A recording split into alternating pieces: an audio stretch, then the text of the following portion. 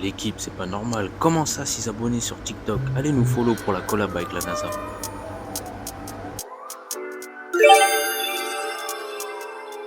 Sans plus tarder, le sujet d'aujourd'hui, la caméra de surveillance.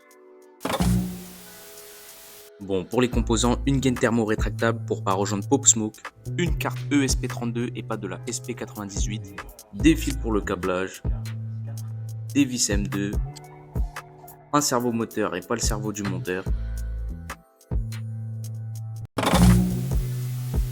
On a modélisé nos pièces sur SolidWorks, donc là on a le support du cerveau moteur, ça c'est une liaison pivot pour mettre de l'articulation, le boîtier qui a été modifié pour que tout rentre et bien évidemment le couvercle du boîtier.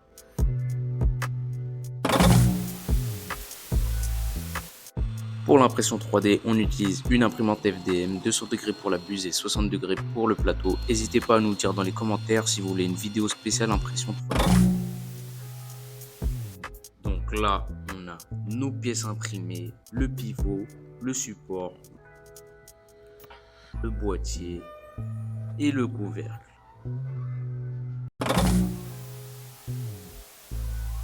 Le schéma de l'ESP32. Pour la programmation, on aura besoin de la borne R et T. On va brancher avec la carte Arduino de cette façon. Donc là, on voit le câblage. Reste plus qu'à le connecter à l'ordinateur.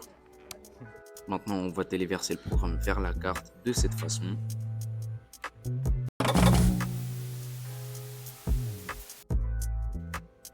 Pour le câblage, le SP32, le cerveau moteur et la carte Arduino.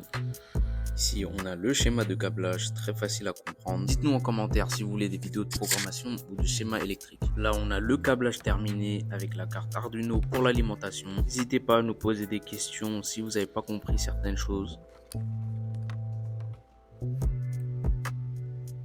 Là, on va prendre le support et on va fixer le cerveau moteur avec la vis. Avec nos vis M2, on va assembler la pièce du pivot et le boîtier. Et on va fixer le boîtier avec le couvercle. Et voilà le travail.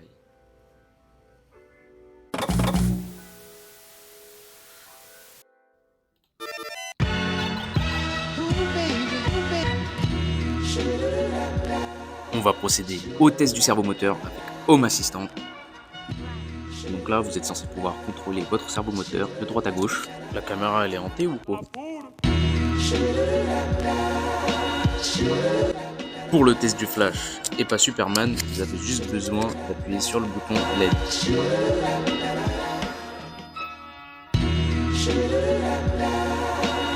Pour le test sur téléphone, on a mis Home Assistant sur un Nokia 3310 et franchement, ça marche bien. Vous l'avez bien vu, c'est vraiment pas compliqué de faire une caméra de surveillance, suffit d'une bonne imprimante 3D et un peu d'huile de coude. N'hésitez pas à nous faire des retours, ça nous ferait super plaisir et on vous répondra avec joie. Foncez vous abonner à tous nos réseaux pour atteindre un jour les 1 milliard d'abonnés.